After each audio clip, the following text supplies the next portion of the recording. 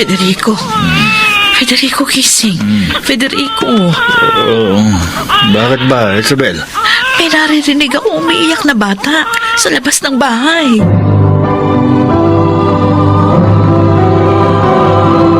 Handog ng DZRH ang tula sa kanyang panahon.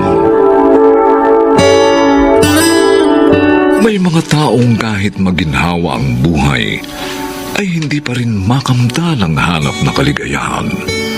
Ito'y dahil nananatiling may kulang sa kanilang buhay.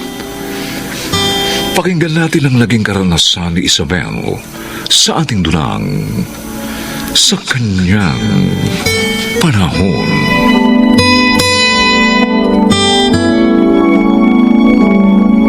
Chairman, maupo kayo. Salamat, Federico. Parang alam na ho namin ang sadya nyo dito, Chairman Manuel. Oo nga. Gusto nyo alamin kung mamimigay uli kami ng gift bag para sa mga mahihirap na bata dito sa ating barangay ngayong Kapaskuhan. Mahusay pala kayong manghulang mag-asawa. Alam nyo kasi, marami kayong napaligaya nang gawin nyo yun last year. Ay, naging masaya rin kami, Chairman. Oo nga po, Chairman. Kaya naipasya po namin na maglingap uli sa kanila ngayong Paskong ito. Naku, salamat. Marami na namang sasaya ngayong Pasko dahil sa inyo. May iba ako. Ha? Nabalitaan ko may pinuntahan kayong bahay ampunan. Opo. Ang totoo nga, marami na ho kaming pinuntahan. Pero hindi pa rin kami makahanap ng maaampo namin.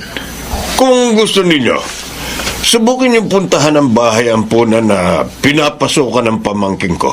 Oh? Baka sakaling doon kayo makakita ng hinahanap nyo.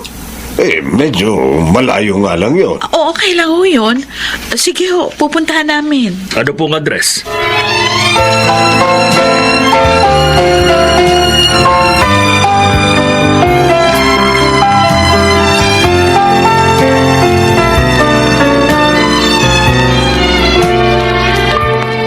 Dala ko na ang mga ibibigay ko para sa gagawin yung lingap ngayong Kapaskuhan. Salamat, Antonio. Federico, mukhang masyadong malayong pinuntahan nyo, ha? Parang matamlay ka, eh. Siguro dahil sa pagod. Kaya ko namang tiisin yung pagod. Malungkot lang ako dahil wala rin kaming nagustuhang bata sa bahay ampunan na sinabi sa amin ng aming chairman. Ganun ba? Oo. Tawa na ako kay Isabel. Alam kong sabik na siyang magkaanak kami. Tiyak yun. 16 years na kayong kasal at hindi nga nagkakaanak pa dahil sa diferensya mo. Hindi ko na alam kung saan pa kami maghahanap upang makakita ng maaari naming ampunin. Ano ba kasi gusto nyo sa batang aampunin? Yung kamukha nyo? Hindi naman ganoon, Antonio. Ano, Federico? Yung pagkakita namin sa bata, yung madama namin sa aming puso na siya ang ibig naming kunin. Joy to the world, the Lord is come. Ang gaganda naman itong doll collection mo, Isabel. Lahat cute. Ihanda akong mga yan para sana nga doon sa batang kukunin namin ni Federico. Kaya lang hanggang ngayon wala pa rin. Nalulungkot na nga ako eh. Ayoko nga lang ipahalata kay Federico kasi ayoko pati ako problemahin pa niya. Wag naman kasi kayo masyadong pihikan sa aampunin. Baka naman yung hinahanap mo yung super ganda at gwapong baby. Hindi. Ang puso namin ang aming tinatanong muna tuwing naghahanap kami. Kaso, wala pa rin sagot ang aming mga puso. Ganun ba? Mm-hmm. Pero huwag pa rin kayo mawalan ng pag-asa. Mabait kayo, may mabuting puso. Naniniwala ako na may inilalaan din sa inyo ang Panginoon Diyos. Maghintay lang kayo.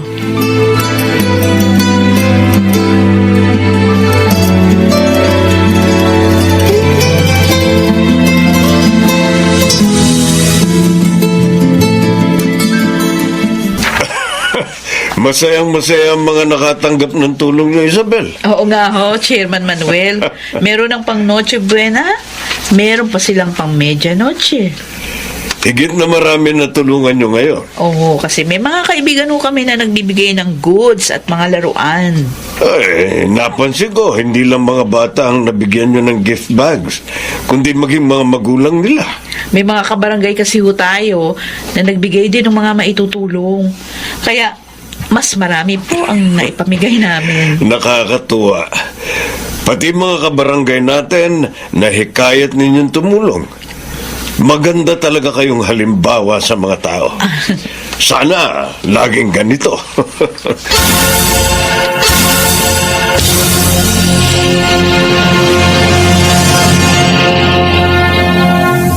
Bakit ngayon ka lang, Federico?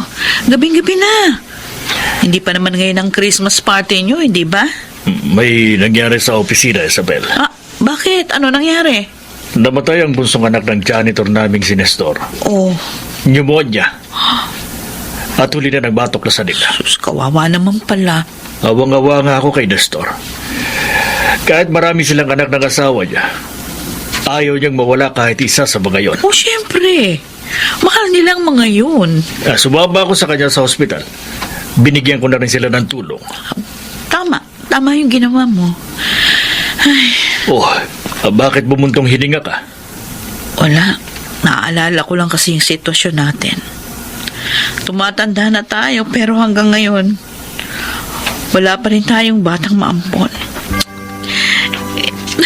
Gusto ko sanang maranasan man lang na may tatawag sa akin na mami. Yun bang batang yayakap at hahalik sa atin? Oh, I'm sorry, Isabel. Dahil sa akin kaya ka naghihirap ng ganyan. Ang damdamin mo. Huwag mong sisihin ang sarili mo. Hindi ka naman naglihim sa akin tungkol sa iyong diferensya. Federico, mahal kita. Kaya nagpakasal pa rin ako sa'yo. Ang gusto ko lang, sana matagpuan na natin ang batang inilaan ng Diyos para sa atin. At sana maging aginaldo na siya sa atin. Yun na lang ang bigay ng Diyos sa atin sa Paskong ito.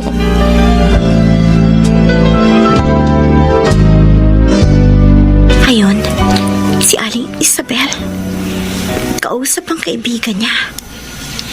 Nakikita ko sila mula dito sa pinagkukublihan ko. Sige na, sumama ka na sa Christmas party namin. Para mabawasan yung lungkot mo. Total, binayagan ka naman ni Federico. Jonah, alam mo naman wala akong hilig sa mga party-party na yan. Mas gusto ko pang mag-alaga ng bata. Kaso nga, wala ka naman batang aalagaan.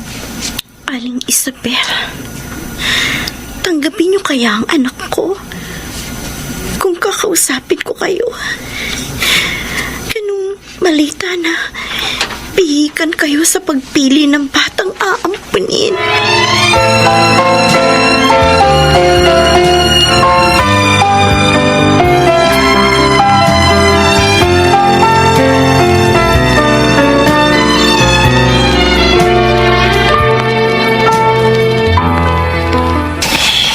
Federico, gising. Federico, Oh, bakit ba, Isabel? may naririnig akong umiiyak na bata sa labas ng bahay. Ano? Oo nga, ano? Meron nga. Sinong tao sa labas ng bahay natin sa ganitong oras? Ewan. O, halika tingnan natin. Oh, sige. Nakapagtataka naman. Bakit may tao sa labas nitong bahay? Oh. Isabel, may bata nga. Tingnan mo. Nakabalot siya sa kumot. Oh, kawawa naman siya. Baka giniginaw kaya umiiyak. Paano napuntang batang yan dito? May natanaw ako naglalakad na babae. Siguro galing sa dito. Susundan ko siya. Huwag na. Iniwan niya rito yung bata eh. Di ibig sabihin, para sa atin siya. Isabel, Huwag mo na siya sundan. kailangan pa natin makatiyak. Susundan ko pa rin siya.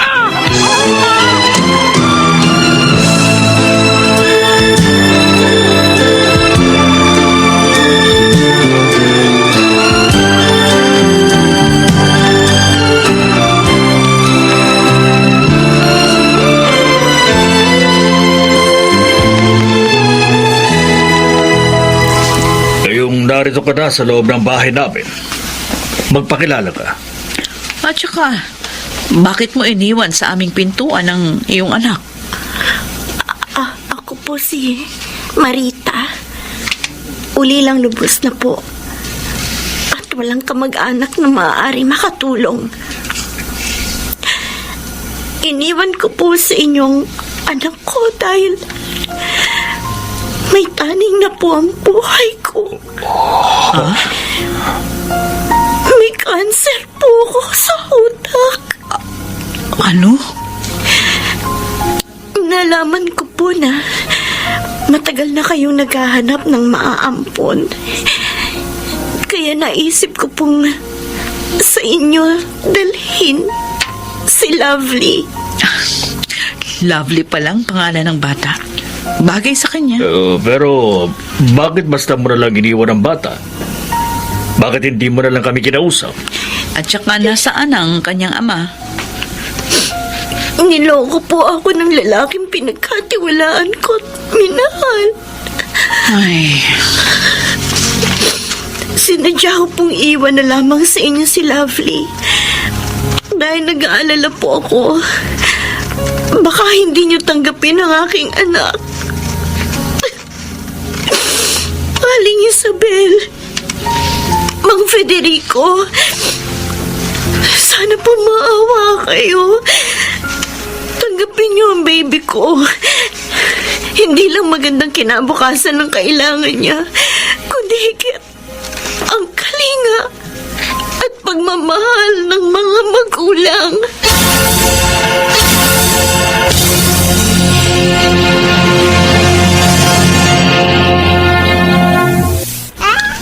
Aba, sino tong cute na baby na tawa ng tawa habang naglalaro dito sa crib?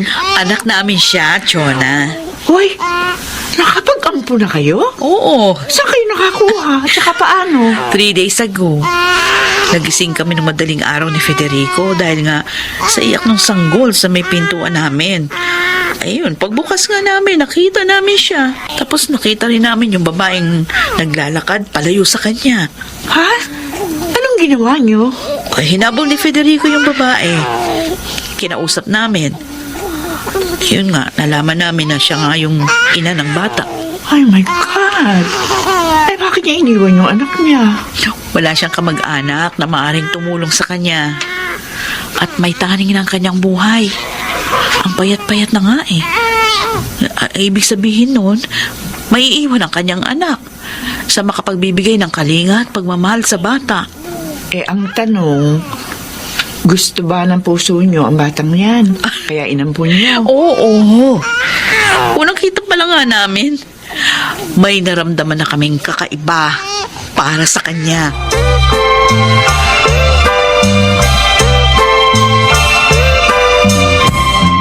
Federico, mahal. Noche buena na. Halika na, kumain na tayo. Ay, narito na kami ng baby natin. Oo. Bakit sinama mo pa si baby? Hindi ba tulog siya kanina sa crib? Eh, nagising ng palis na ako eh. Kaya kinarga ko na lang. Ah, siguro gusto rin niyang makapag-noche buena. Oo, tama. Makikipag-noche buena siya sa Baka atin. nga. Alam mo naman, matalinong bata ito. Marunong ko mamuhay ng masasarap na pagkain. Uy, tumawa, oh. Parang nakakaintindi. Sabi ko naman sa'yo eh, matalino siya. Ay, nako. Ay, Federico, napakasaya ko. Pakiramdam ko, ibang-iba ang Pasko natin ngayon. Dahil may baby na tayo. Oo nga. Sa maraming pasong namimigay tayo, ngayon tayo naman ang napagbigyan sa ating kahilingan.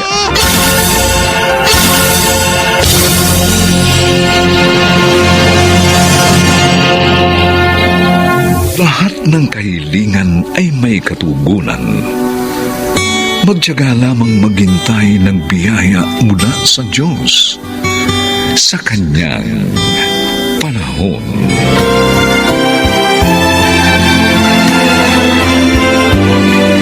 Mga nagsiganap: Rosana Villegas, Maynard Landicho Jr., Chiquit del Carmen Amor, Phil Cruz, Susan Robles, at Lionel Benjamin. Special Sound Effects, Jerry Mutia. Technical Supervision, Eric Lucero at Bong Muyar. Musical Scoring, Buboy Salonga. Ang kasaysayang ito'y mula sa panulat ni Telma Corporal Alcantara. At sa pinagsamang direksyon ng inyong lingkod June Martin Legaspi at Bobby Cruz. Sa kanyang panahon.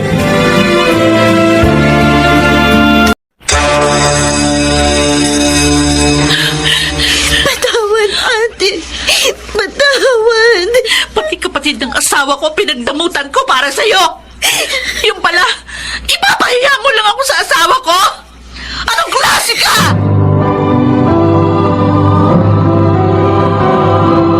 Handog ng DZRH ang tula sa kanyang panahon. Kung minsan maging ang pagtupad sa pangako ay nagiging problema rin. Mga kaibigan, narito po ang naging karanasan ni Jessica sa ating dulang sa kanyang panahon.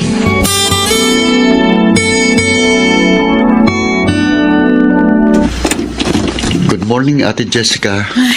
Ikaw pala, Leonard. Nariyan ba si Kuya Freddy? Wala. Kaninang madaling araw pa umalis. May biglaan daw na biyahe sa probinsya ng boss niya. Ganun ba? Ate, may iniwan ba siyang allowance ko? Allowance? Wala. Ha? Sabi niya kasi kahapon Baka nakalimutan kasi nagmamadaling umalis.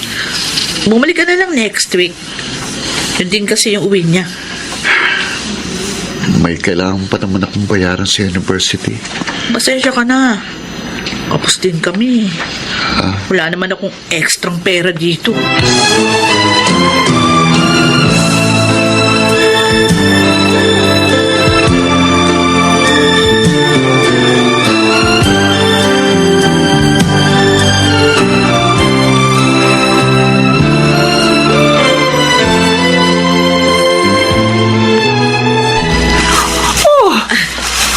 Dami mo naman pinamili, Jessica. Binili ko na ho lahat ng kailangan nyo dito sa bahay sa loob ng 2 linggo, Chakora.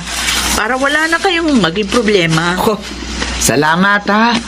Ang bait mo talaga, oh. Tinutupad ko lang ho yung pangako ko, Chang, na hindi ko kayo pababayaan ni Wendy kahit na mag-asawa na ako. Uy, sabi ko na ikaw ang dumating, ate. O diba, tinext ko naman sa'yo na dadating ako ngayon. Hindi mo talaga binabali yung pangako mo. Ganyan talaga ate mo, Wendy.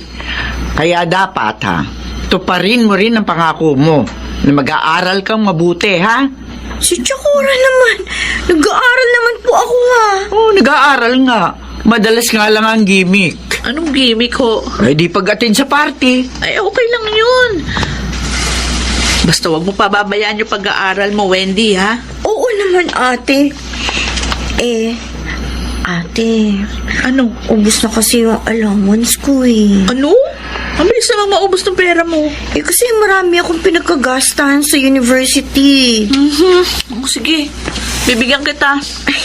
Buti na lang pala, hindi ko binigay kay Leonard yung perang pinabibigay sa kanya ng Kuya Freddy mo. Meron ako maiabot sa'yo.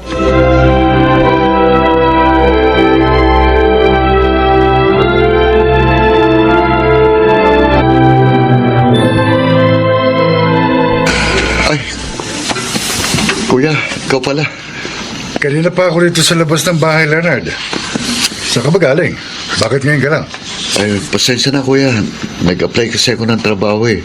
Doon sa printing press na malapit sa university namin. Ano? Bakit mo ginawa yan? Nahiya na kasi ako sa iyo eh.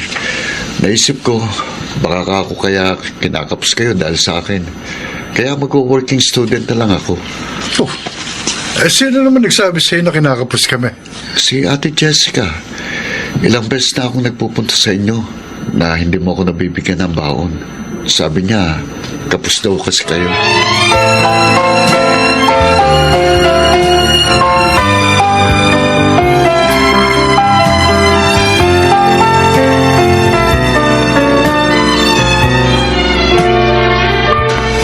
Mag-usap nga tayo, Jessica. Teka, Freddy, bakit parang galit ka? Talagang galit ako. Bakit ka ganun? Ano?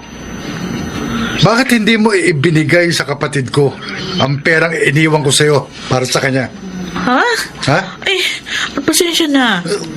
Kinapos ako eh. Maraming pangangailangan si Wendy sa school nila. Kaya si Leonard ang isinakripisyo mo ganon. Bakit hindi mo sabihan si Wendy na magtipid? Sobra ka naman. Di naman gastadora yung kapatid ko. Kaya pala kahit mas malaki ang baon niya kaysa kay Leonard, mas mabilis pa rin siya makaubos ng pera. Jessica, pangako ko sa mga magulang naming pumanaw, natutulungan kong makatapos ng pag-aaral si Leonard. Pero dahil sa ginawa mong paninikis sa kanya, ayun, magwo-working student na siya para hindi kapusin sa pangangailangan niya. O eh, ayos lang naman na magtrabaho siya. Magmanat ng buto habang maaga. Lalaki naman siya.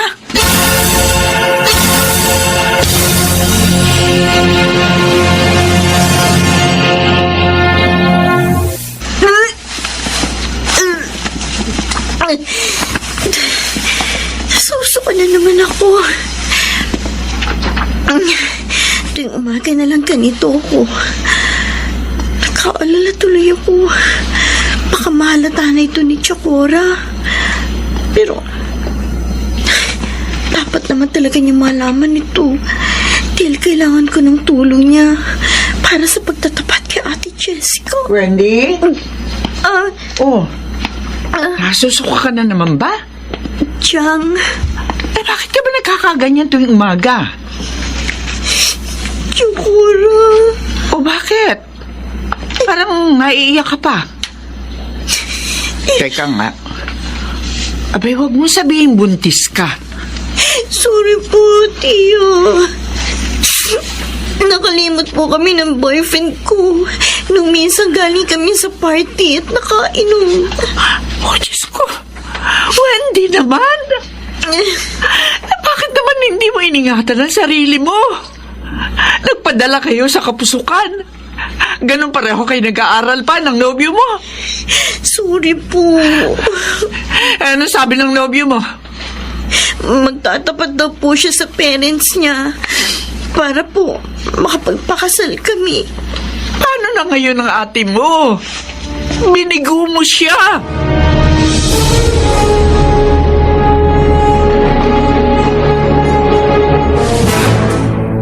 Oh, eto pa ang alak at pulutan, paring Freddy. Salamat, parang Karding. Nakatutuwa ka.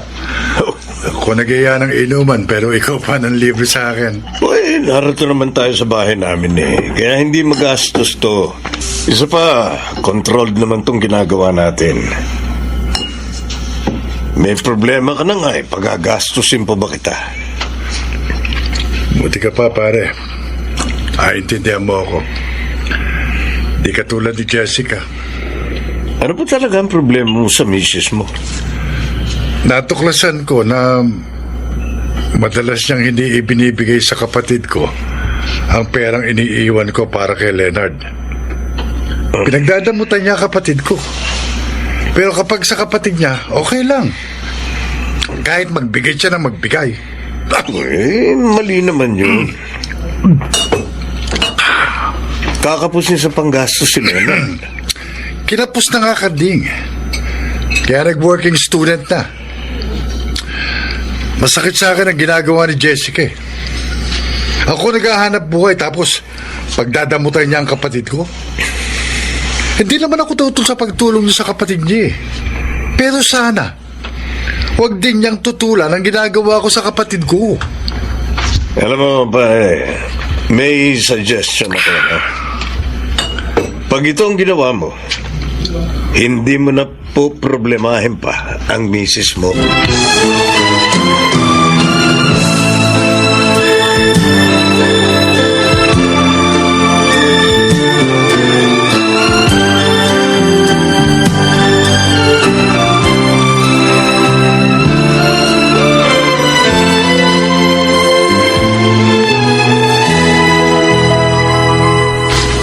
Tsaka, Nora, ano ba pag-uusapan natin at pinapunta niyo ako dito?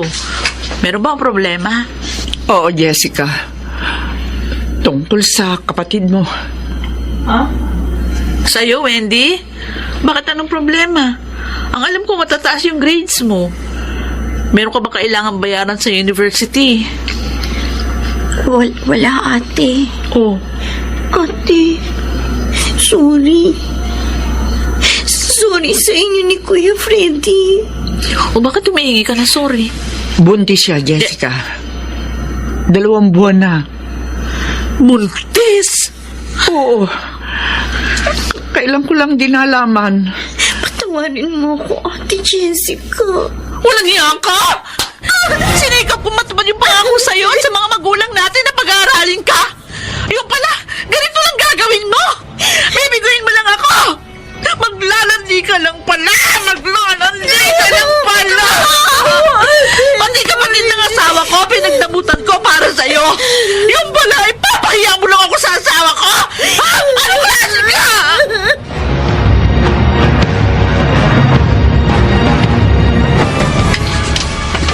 Hindi pa ako nagpunta rito. Hindi ko malalaman na may sakit ka, Leonard. Konting trangkaso lang ito, kuya. Nanibago lang siguro ang katawan ko sa dami ng ginagawa ko ngayon. Mas mahirap kasi ngayon ang ginagawa mo. Nag-aaral ka habang nagtatrabaho. Baka kaya ko ito. Masasanay din ako. Buti nga na magkasakit ako weekend. Wala kaming pasok sa university. Hindi ako absent. Nakukuha mo pang umiti. May sakit ka na nga. Kagaling din ako. Huwag kang mag-alala. May iniinom naman akong gamot. Minto ka na sa trabaho mo. Mag-concentrate ka na lang sa pag-aaral mo. Anyway, 1 year na lang naman, graduate ka na. Pero kuya, Huwag mo nang intindihin ang hipag mo. Ako na humihingi ng paumanhin sa'yo sa mga ginawa niya sa'yo. Magbukas ka ng account at doon ko na lang ipadadala ang lahat ng panggastos mo. maraming salamat Kuya Freddy. Pangako, hindi kita bibiguin. Makakatapos ako ng pag-aaral at magtatagumpay.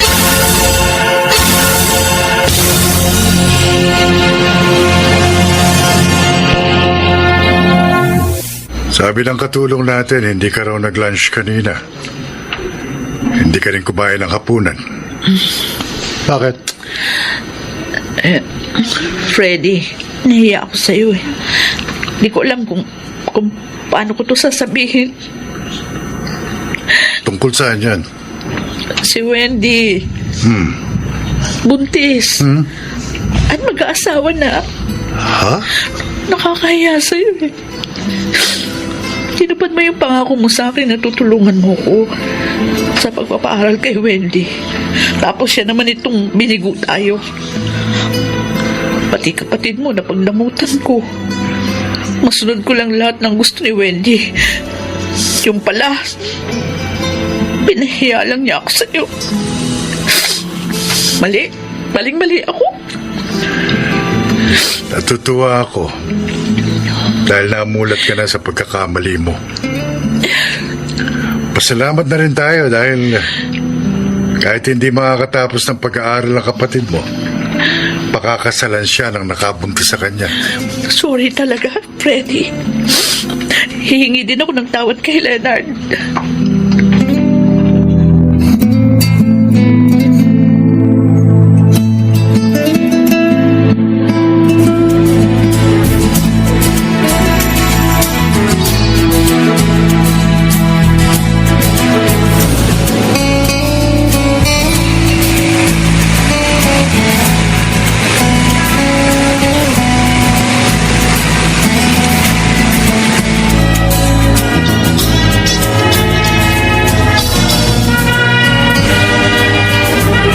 Congratulations, Leonard. Ang galing mo. Gumraduate ka ng may award. Salamat, Ate Jessica. Siyempre naman, magaling si Leonard. Kanino pa ba naman magmamanay ako di sa akin? Ha? Oo nga naman. Bad, salamat sa iyo. Tinupad mo ang pangako mo sa akin. Pareho tayong nakatupad sa pangako natin, Kuya. At may good news nga pala ako sa inyo ni Ate. Oh, ano yun? Next week, Oh. may mapapasukan na akong trabaho. Uy! Ha? Ay, ang bilis naman. Ngayon ka nag-graduate, may trabaho ka na agad. Nirefer ako ng professor ko sa kaibigan niya na may company. At tinanggap naman ako. Kaya by next week, papasok na ako sa company niya. At kuya, simula na ito ng tagumpay ko.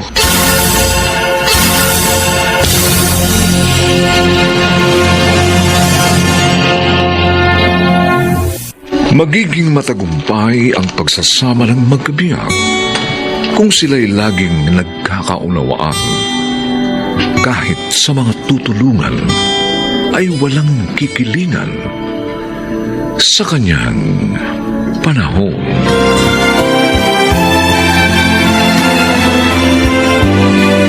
Mga nagsiganap: Rosana Villegas, Bobby Cruz, Chiquit del Carmen Amor, Phil Cruz, Susan Robles, at Lionel Benjamin.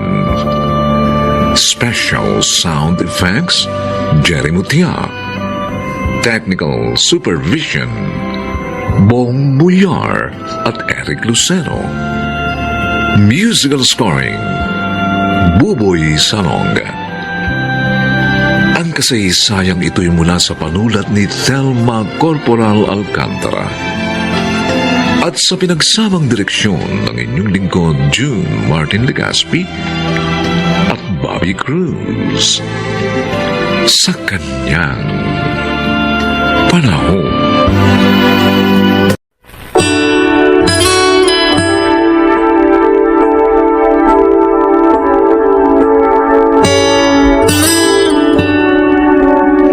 Kadalasan, hindi madama ng tao ang kaligayahan dahil na rin sa pagkainggit sa kanyang kapwa. Ito ang naging karanasan ni Baron sa ating dunang sa kanyang panahon.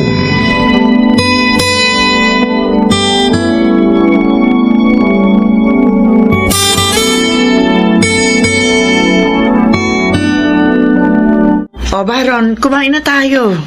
Halika na, paborito mong ulam natin. Ginugutom na nga ako, Mami eh. Bakit kaya wala pa yung pinsan mo?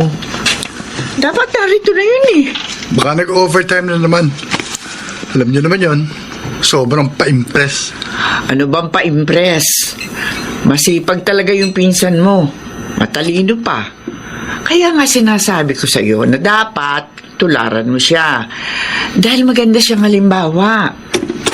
Tita! Ay. Tita Felisa! Nariyan ka na pala. Narito kami sa kusina, iho. Uy, sakto pala dating ko. Kakain na tayo.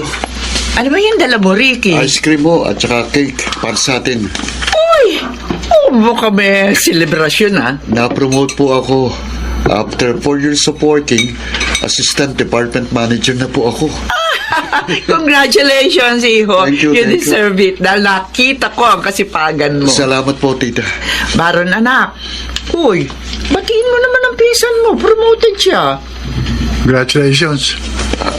Tara, kain tayo. Tum na ako eh.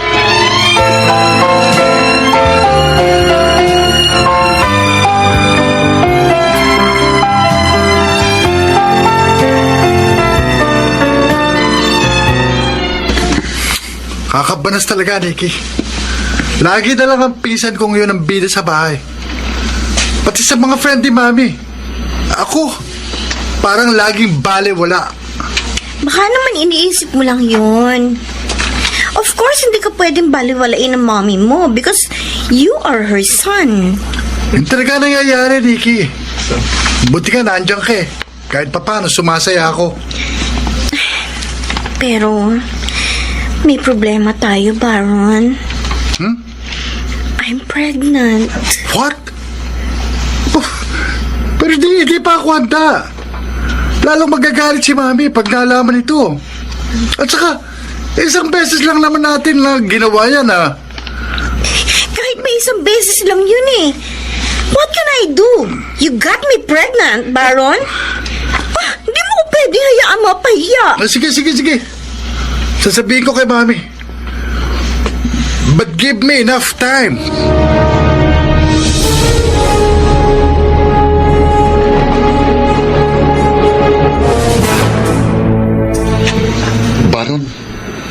May problema ka ba?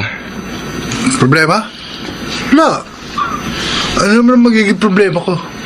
Kasi nagbabasa ka nga pero baligtad naman, oh. Oo nga. Kasi nahihirapan ako dito sa ginagawa ko eh. Ikaw na lang kaya gumawa nito, kuya. Ano ba yan? Para ito sa English to namin. Sige na, gawin mo na yan. O sige. Pero tingnan mo ang gagawin ko, ha. Para alam mong sasagot mo kapag nagtanong ang professor mo. Oh, may nag-text sa'yo. Si Nikki. Kakainis naman ng babae yan, oh. Sinabi nga, bigyan ako ng enough time. Girlfriend mo? Isa sa maraming GF ko. Ikaw talaga. Masama mapaglaro sa pag-ibig, Baron. Sa ginagawa mo, sinasaktan mong damdamin ng kapwa mo. At hindi natutuwa ang Diyos sa ganong gawain. Sige na, gawin mo na yung assignment ko para matapos na ako.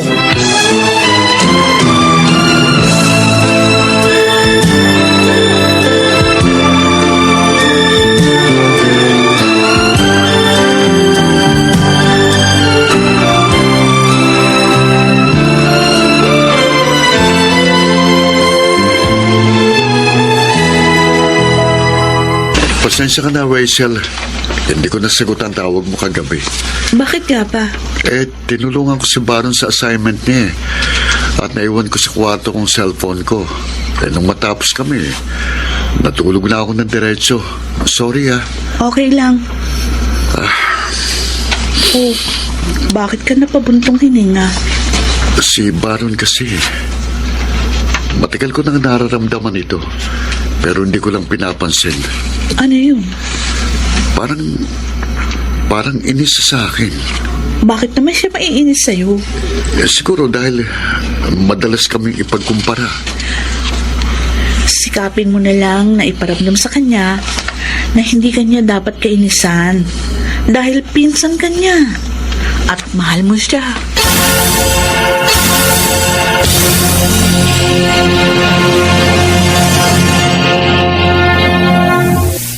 Ano ka mo? Nakabuntis ka? Opo, Mami. Ano ka ba naman, bata ka? Hindi ka pa nga tapos ng college. Nakabuntis ka na. Hindi ko naman sadyain eh. Hindi ko ginusto. Ano kalokohan ang sinasabi mo, Baron? Hindi mo ginusto. Pero may nangyari sa inyo. Nakit na ako nung minsan nalasing kami. Ang sabihin mo, playboy ka talaga. Hindi mo tularan yung Kuya Ricky mo. Matalino na, hindi pa playboy. Ayan na naman kayo eh. Ikukumpara niyo na naman ako kay Kuya Ricky. Mula nang tumiresa sa atin at tulungan niyo, lagi niyo na lamang kaming ipinagkukumpara. Para makita mo na dapat mo siyang tularan. Oo na, magaling na siya. Pero sana naman, Mami, huwag niyo na muna kaming ipagkumpara. Tulungan niyo muna ako sa problema ko. At anong gusto mong gawin natin? Ayokong pakasalan si Nikki. Ano? Ayaw mong pakasalan? Dapat hindi mo pinakialaman? Mami naman natukso lang ako. Kailangan ni Nikki ng mananagot sa bata. Kaya sana, tulungan niyo akong kumbinsihin si Kuya Ricky na pakasalan si Nikki. Ano sabi mo? Ipaako mo sa pinsan mo ang pananagutan mo? Maraming utang na loob si Kuya Ricky sa atin. Panahon na para gumanti naman siya. Baron, bakit ka ba nagsasalita ng ganyan? Totoo naman yun eh. Kasi gina, Mami, kausapin niyo na siya. Baron, mali ang gusto mong mangyari. Hindi tama yun. Mami, baka patayin ako ng kuya ni Nikki. Gusto niyo ba yun?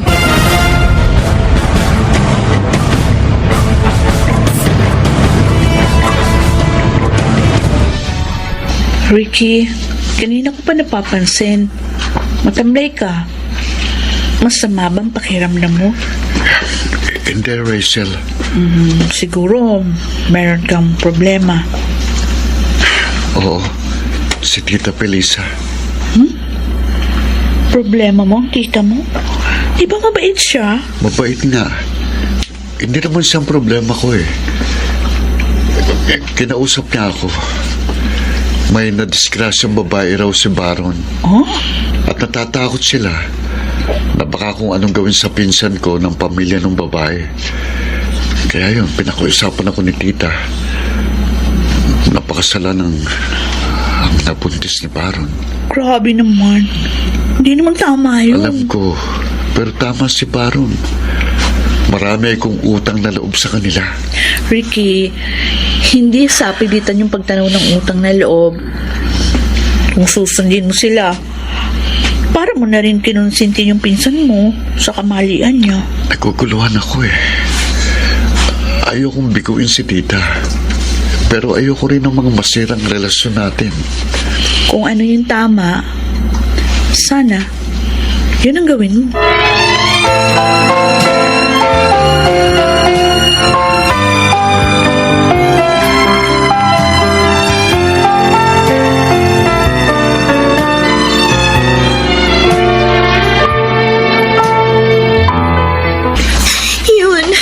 Yun ang nangyari, Kuya Greg.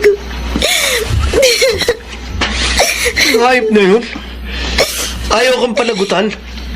Gusto pa tayong bigyan ng kahihiyan? Tapos sabi niya, nung tawagan ko siya, pinsan daw niya magpapakasal sa akin. Kuya, ayoko ng ganun. Sira pala talaga ulo ng lalaki yun eh. Kaya Ba't di ba ang papapalagutin ka? Ganon siya ang ama ng dinadala mo. paano na yun? Anong gagawin ko? Haharapin ko ang lalaking yun. At pag hindi ka niya pinakasalan, igaganti kita. Igaganti kita sa kanya para manos lang.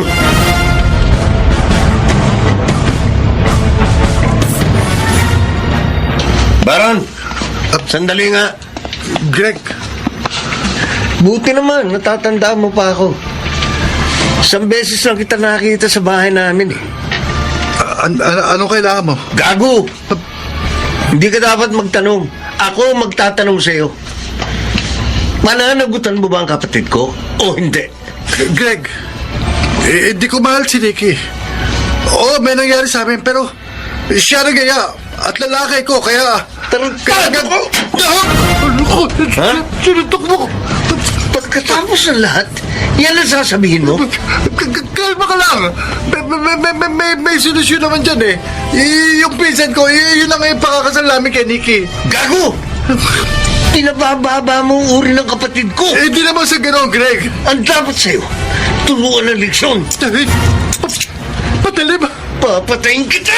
Wag!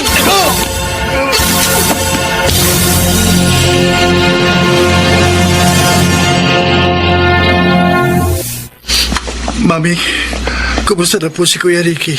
Ano po sabi ng doktor? Ligtas na po ba siya? Delikado ang lagay ng pinsan mo, anak. Diyos ko. Ano ba nangyari? Bakit siya nasaksak? Kasalanan ko, Mami. Ako ang dapat sasaksakin ni Greg. Ano? Sinong Greg yun? Kuya ni Nikki. Yung nabuntis mo na ibig mong pakasalan ng pinsan mo? Opo, Mami. Nakita ni Kuya ang gagawin ni Greg. Hinaano ni Kuya yun. Kaya siya nasaksak. Awawa naman ang pamangkin ko. Ako ang dapat nasa panganib, Mami. Hindi si Kuya Ricky. Manalangin tayo, anak, na iligtas ng Diyos ang pinsan mo. At sana mangako ka. Mangako ka sa kanya na itutuwid mo na ang lahat ng mga pagkakamali mo.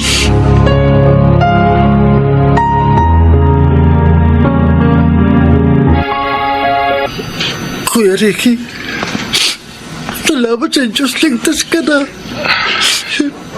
Baron, umiiyak ka. Sorry, Kuya. Dahil sa akin, munti ka nang mamatay. Anong nangyari sa sumaksak sa akin? Kusa siyang sumuko sa mga pulis. Hindi na ako magrereklamo para hindi na siya makulong. Nagawa lang naman niya yun dahil sa atraso mo sa kapatid niya. Napakabait mo talaga, Kuya. Tama si Mami. Hindi kita dapat kinaiinisan. Ang dapat, tularan kita. Sana lang, Baron, magbago ka na. walang buting ibubungang inggit. Hindi ka naman dapat mainggit sa akin eh. Dahil marami ka rin namang magagandang katangian.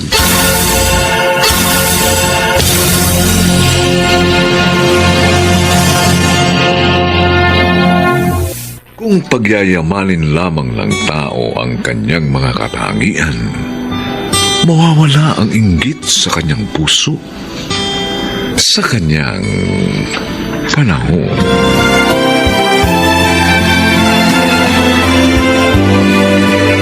Mga nagsiganap: Bobby Cruz, Susan Robles, Phil Cruz, Rosana Villegas, Chiquit del Carmen Amor, at Lionel Benjamin. Special Sound Effects, Jerry Mutia. Technical Supervision, Bong Buyar at Eric Lucero. Musical Scoring, Buboy Salonga. Ang kasaysayang ito ay mula sa panulat ni Telma Corporal Alcantara at sa pinagsamang direksyon ng inyong lingkod June Martin Legaspi at Bobby Cruz. Sa kanyang panahon.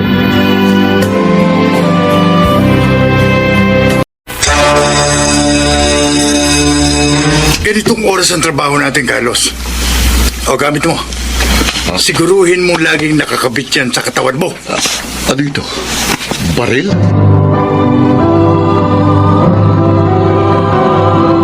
Handog ng DZRH ang tula sa kanyang panahon.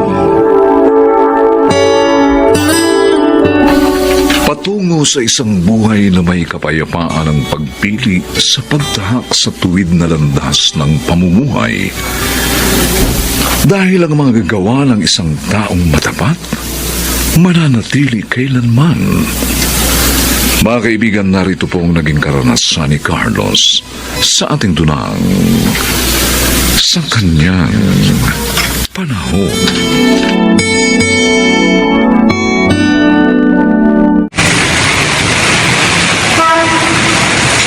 Nay, gutom na po ako. Gusto ko na kumain. Sakit-sakit na ng tiyan ko. Eh, ang sabi kasi ng tatay mo, hintayin natin siya dito. Tapos, saka tayo kakain pagbalik niya. Saan po nagpunta si Itay? Maghahanap daw muna siya na matitirhan natin.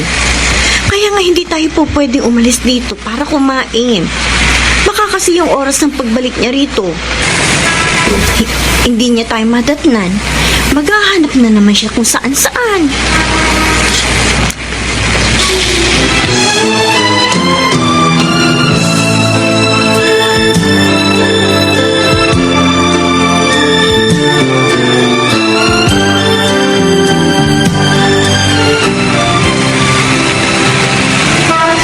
Lagay pala, bagong salta kayo dito sa Maynila ng pamilya mo, pare. Oo, pare. Alam mo na, maghanap kami ng swerte rito sa Maynila. Ang totoo, naghanap nga kami ng matutuluyan. Uy, sakto pala nagkakilala tayo rito sa Binida. May alam kasi kung paupahan eh. Ha? 2,000 lang. Tara, nawa ka sa akin. Naku, paano ba yan? Saktong 2,500 lang ang pera ko eh. Baka naman pwedeng 2,000 na lang. Pangkain pa kasi namin mag-anak yung 500 matitira eh. Sige. Pakikiusapan na lang natin yung may-ari. Ha? Bait naman yun eh. Naku, salamat. Salamat sa kabutihan mo, pare.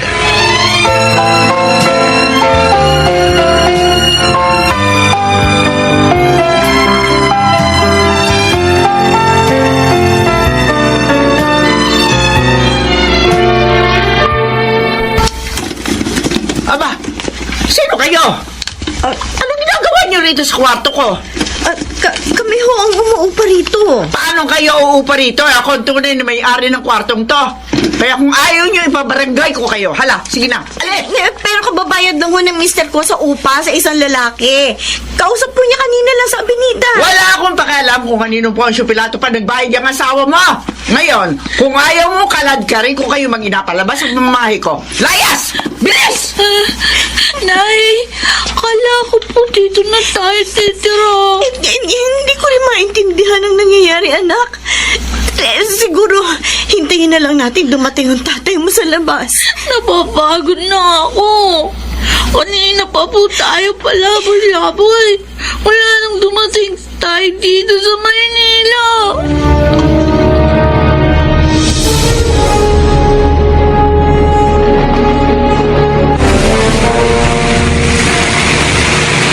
Hoy, sandali!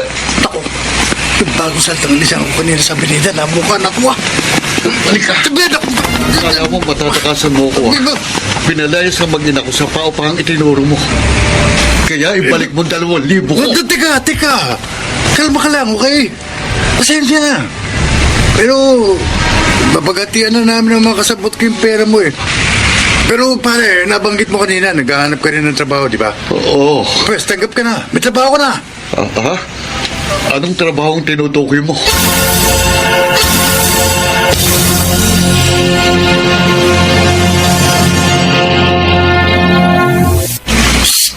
Babaeng may anak. Ikaw? Oo. Yung nagpaalis sa inyo sa binayaran yung kwarto kay Aldo. Hoy, pasensya na ha. Kanya-kanya kami na racket dito eh. Pero dahil nakukonsensya ako sa ginawa ko sa inyong mag-ina. Tara. Bibigyan ko kayo ng permanenteng titirhan. Teka, wala kaming pera. Kaya wala kaming ibabayad sa sinasabi mong matitirahan namin. Ano ka ba? Squatters area yun. Kaya kahit na sino tumira, okay lang yun. Tara na! Doon sa barong-barong na sinasabi ko. Iniintay ko pa kasi ang asawa kong balikan kami dito. Huwag mo nang alalahanin yung asawa mo. Sa mga sandaling ito, kasama niya sina Aldo at Ambo. Binigyan nga siya ng trabaho ng dalawa eh. Pa-text ko sila kaya alam ko. Nay, Totoo? totoo po ba yung narinig ko? May trabaho na si Itay? At saka, meron na tayong matitirahan? Oo, bata. Kaya hindi na kayo magpapalaboy-laboy dito sa Avenida. Tara na! Bit-bitin nyo na yung mga gamit nyo. O, tingnan nyo, ang dilim ng langit. Pag bumagsak ang malakas sa ulan, wala kayo masisilungan dito.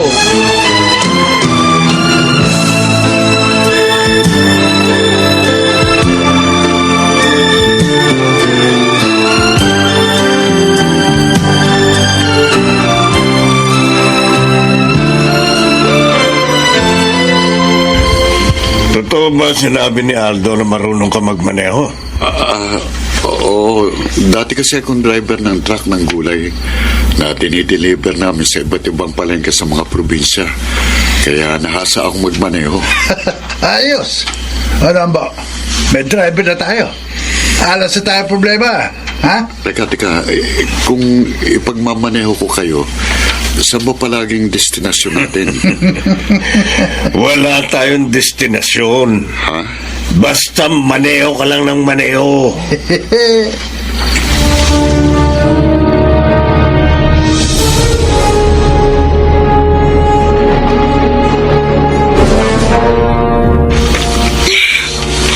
Mula kaninang madaling araw na dumating tayo dito sa Maynila, ngayon lang tayo mapapahinga. Nawawala na nga ako ng pag-asa kanina eh. Akala ko magpapalaboy-laboy na lang talaga tayong mag-anak sa kalye. Di ba sabi ko sa'yo, huwag kang mawawala ng pag-asa. Tignan mo, nang dumating sa atin ang swerte sunod-sunod, nagkaroon tayo ng tirahan. Nagkaroon din ako ng trabaho. Oh. Pero natatakot pa rin ako sa kahinat na natin dito sa lungsod, Carlos. Ang mabuti pa, para mawala yung pangamba mo, matulog na tayo. Para makapagpahinga na rin ako. Bukas kasing unang araw ng trabaho kina Aldo at Ambo. Kaya kailangan kong makaipon ng lakas para sa pagmamaneho. Ay, may tao, Carlos. Teka. Ako nang titingin ko siya. Sino? Tara, lalakad tayo. Teka, Pamadaling araw pa lang ha. Oras pa ng pahinga. Ganitong oras ang trabaho natin, Carlos. Ha? O, kapit mo. Siguruhin mong lagi nakakabit yan sa katawan mo. Teka, ano ito? Baril?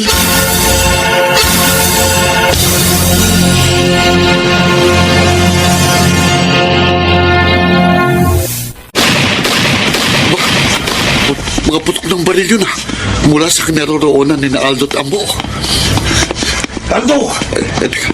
Dali mo! Yan bang ng pera, ingatan mo! Oo, kasunod mo ka po. Bilisan mo! Doon na tayo sa sasakyan magkita! Carlos, sige na. Ha? Patakbuhin mo na sa sasakyan. Dali! Pero teka, ano yung narinig ko mga putok ng baril kanina? Huwag ka na marami pang tanong. Basta paandarin mo sa sasakyan, tapos! Oo, sige.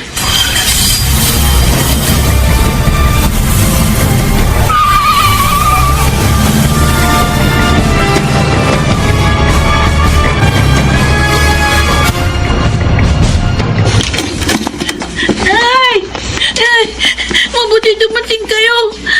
Si Aling Carlota po. Pilit niya akong sinasama. Saan magdadali ng anak ko, Carlota? Bakit hila-hila mo siya? Eh, di ibebenta ko sa kasa. Ay, lagay. Walang kapalit yung pagpatera ko sa inyo rito. Ano kayo? Sinuswerte? Bitiwan mo anak ko, Carlota! Aba, kung ayaw mo masaktan, bitiwan mo si Angel! Makakasa ka pa, ha? Para naman kaya mo ko. Oh. Ayaw mong bitiwan ang anak ko? Ha? Ha? Ay, Gusto mo itara ko to sa leeg mo? Itong lansetang ito? sandali. May hawak kang 29. Baka tulak ka ng demonyo. Ay, Oo! Dala ko to araw-araw dahil wala akong tiwala sa mga kilos mo! Ngayon, bitiwan mo anak ko! Bitiwan mo!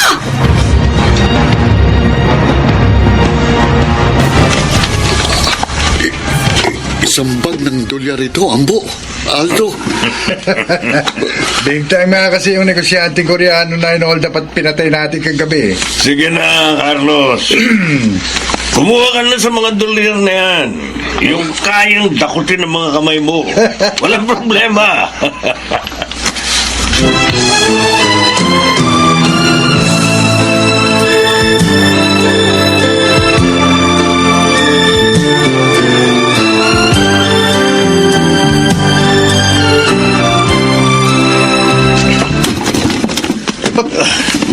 Lintek. Wala na rito si Carlos at ang mag-ina niya. Amo! Tingnan mo!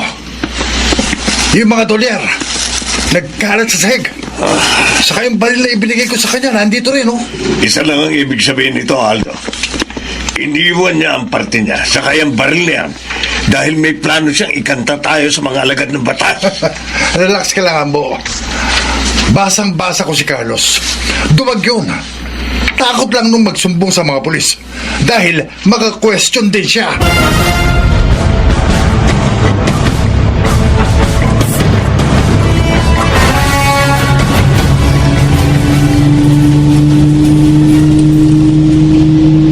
Oo, Belen.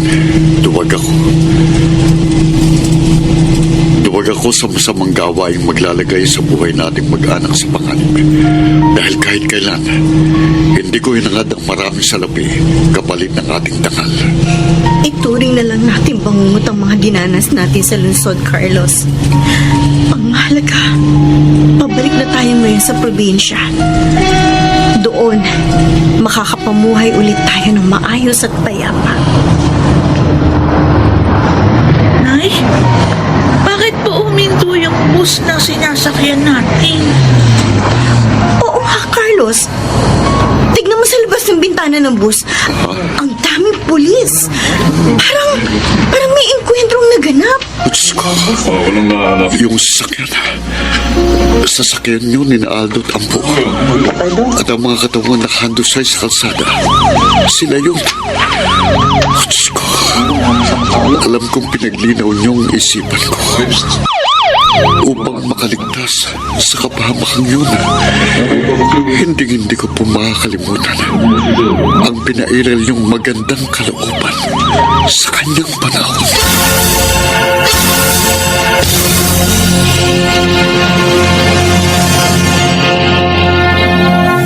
Sa tuwina, ang tanong na maaari ba nating pagpasyahan ang mga bagay-bagay sa pamamagitan ng ating mga sarili lamang at mamuhay ayon sa ating mga kagalakan? Hindi natin alam ang mangyayari sa hinaharap. Bagamat ang pagsunod sa nasa itaas, kung paano niya tayo tinawag, maaari tayong mamuhay ng marangal sa kanyang panahon.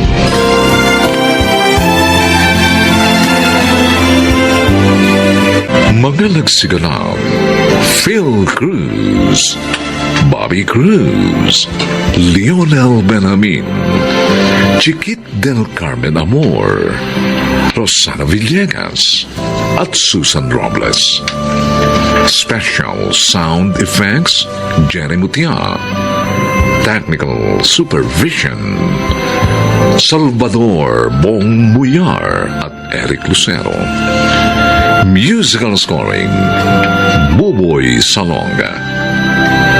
Ang kasaysayang ito'y mula sa panulat ni Sel Barlam at sa pinagsamang direksyon ng inyong lingkod June Martin Legaspi at Bobby Cruz sa kanyang panahon. Murder ang kaso ko, Doris. 20 hanggang 40 taong pagkakakulong. Hindi na ako makakalis sa kanilalagyan ko rito. Hindi na uusad ang buhay ko rito. Mahirap bang intindihin yun? Edison, patuloy pa rin tayong maniwala sa itaas. Hanggat nananampalataya tayo sa kanya, mangyayari ang kanyang magandang kalooban.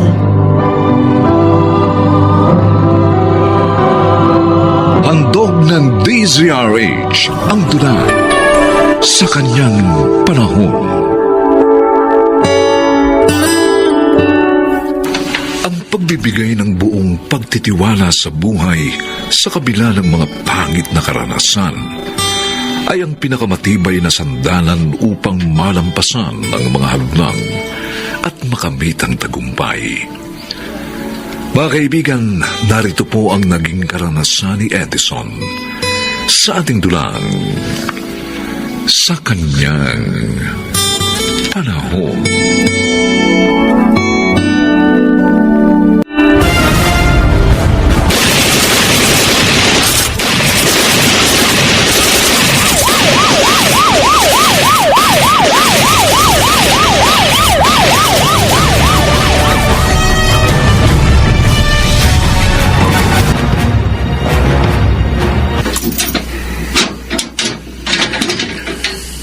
O sige, pumasok ka na sa selda.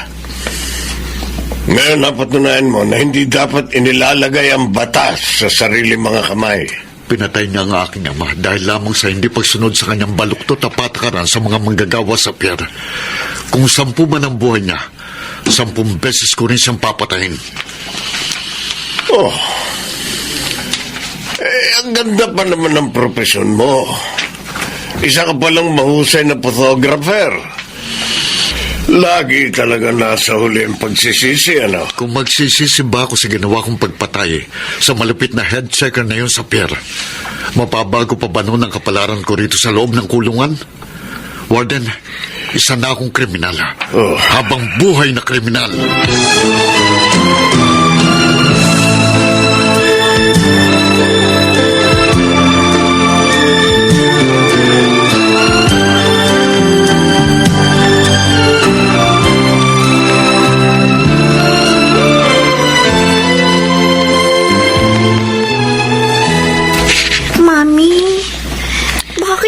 Nililigpit niyo yung mga gamit natin. Kasi doon na tayo titira sa Lola Celia mo. Oo, Apo. Sama-sama na tayo roon sa malaking bahay. Tayo ng mami mo. At saka para mabantayan kita sa mga araw na papasok sa trabaho niya sa bangko ang mami mo. Pati po si Daddy? Abay, siyempre. Kapag nakalipat na kayo ng mami mo ron, saka naman susunod sa inyo ang daddy mo. Ang mabuti pa siguro, anak, ilagay mo na rin lahat yung mga laruan mo sa malaking bag na nasa kwarto mo, ha? Para mamaya, Bibit-bitin ko na lang yon kapag umalis na tayo. Okay po, Mami. Ako na pong bahala sa mga toys ko. O, sige na, Apo, ha? Takbo ka na dyan sa kwarto mo. Para madali din ang pag-iimpake namin ng mami mo. Opo. Ang mahirap sa sitwasyon namin ngayon mag-ina. Paano ko sasagutin yung mga itatanong pa ni Hazel tungkol sa daddy niya? Lalo na kapag hindi na talaga niya nakita. Sa pagkakapatay sa lolo niya. At sa pagkakakulong naman ni Edison sa City Jail. Pareho tayo nawala ng mabubuting haligi ng tahanan. Ang sakit-sakit, inay. Kung bakit may mga taong tinik sa dibdib ng kanilang kapwa. Mga taong mapagsamantala. Inaabuso ang kabutihang loob ng iba. Hanggang kailan ba nila guguluhin ang mundo para lang sa kanilang kapakanan?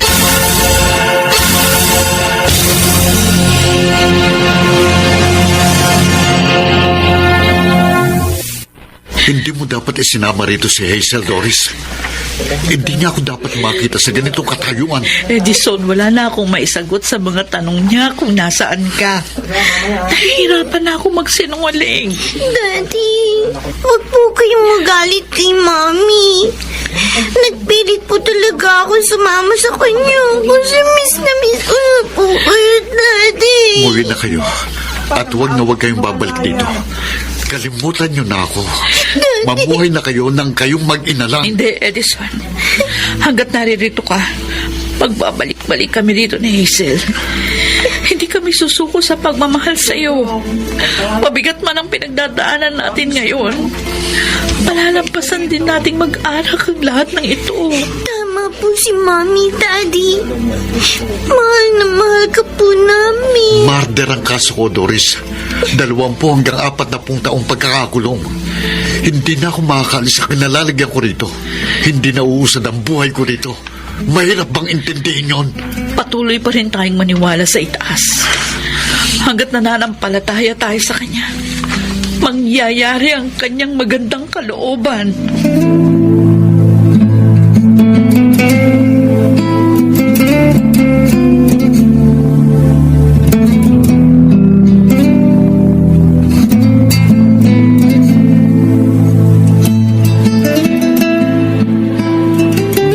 Sir, ano po ba ang sabi ng aking anak? Mrs., wala na po akong magagawa. Oo, Ayaw po talagang lumabas ng selda ni Edison. nag-aalala po kasi ako sa kalagayan niya. Magmula po kasi nang mapatay ang kanyang ama hanggang sa makulong siya rito.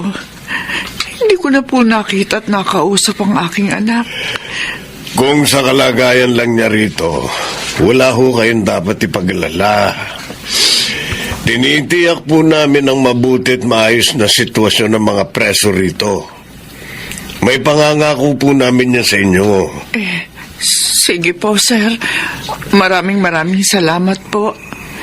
Panghahawakan ko po yung mga sinabi niyo. Sa ngayon ho, nasa kakulangan pa ng pagtanggap sa mga nangyayari sa kanyang sarili ang anak nyo. Pero sa huli, matutuklasan din niya na ang sarili niya ang pinakamalupit na humuhusga sa mga nagaganap sa kanya. Kaya bigyan muna natin siya ng panahon.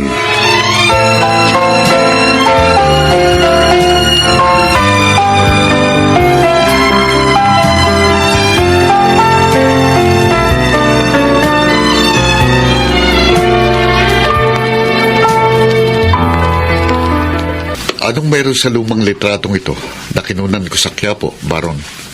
Ito. Sobrang may lamang cash. Pero hindi ko alam kung magkano, Edison. Ano nga?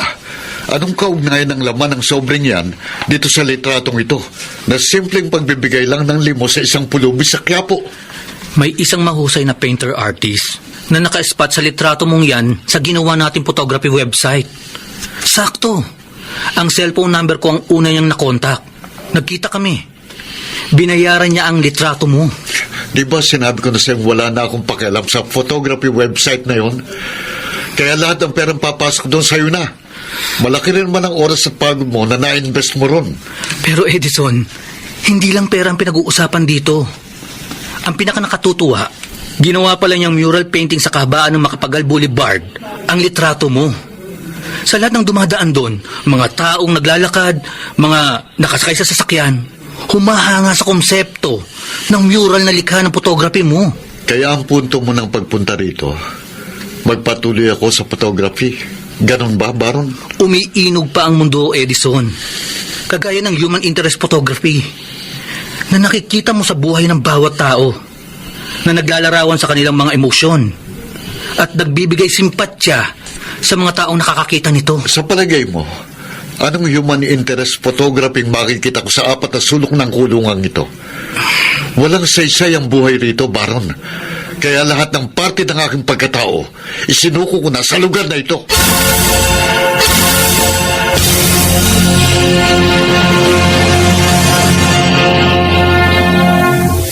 Bah, di kalidad pa itong camera mo, ha, Edison?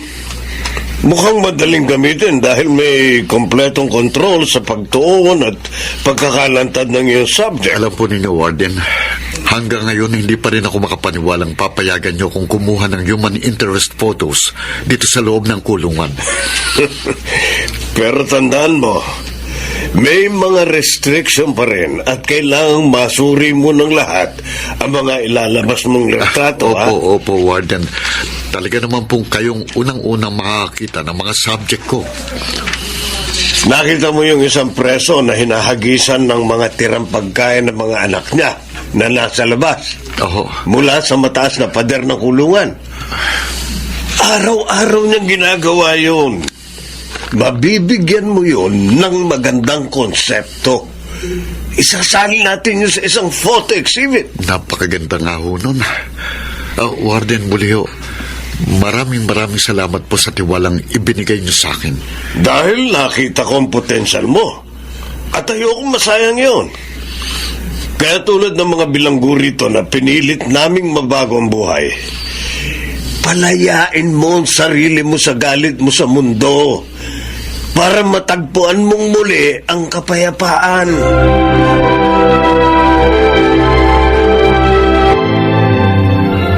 Talaga po, Lola? Isasama po ako ni Mami sa pagdalaw ngayon kay Daddy? Oo, Apo. Kabilin-bilinan kasi ng daddy mo na huwag kang hindi isasama.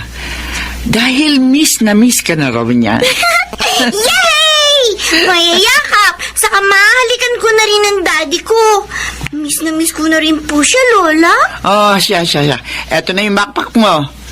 Nandiyan na lahat ang kailangan mo. Yung panyo, tubig, biskwit, saka candy, saka lang mahilo ka sa biyahe. Opo.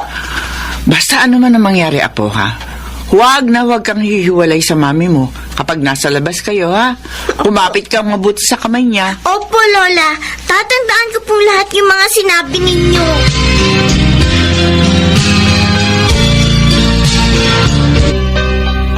Maraming salamat, Doris. Ang hindi mo pagsuko sa mga pagsubok na dumating sa atin ang nagbigay sa akin ng panibagong pagtitiwala sa hinaharap. Edison, hindi natin kailangan gawing mahirap ang pag-unawa sa buhay upang agawin lamang tayo sa ating mga pangarap at pag-asa. Alam kong magiging matagal ang iyong paghihintay. Kahit habang buhay, handa ako maghintay. Kami ni Hazel, pati na rin si Inay.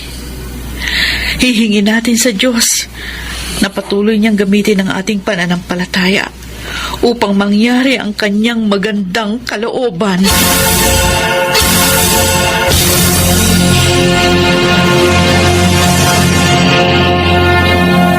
Hindi kailanman huli kung ano ang maaari mo pang ihandog sa iyong buhay pagkatapos ng isang masalimuot na nakaraan.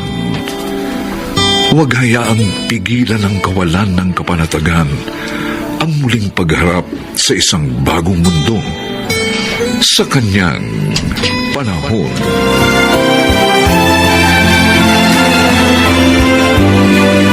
Mga nagsiganap, Phil Cruz, Alan Ortega, Lionel Benjamin, Susan Robles, Rosana Villegas, at Chiquit del Carmen Amor.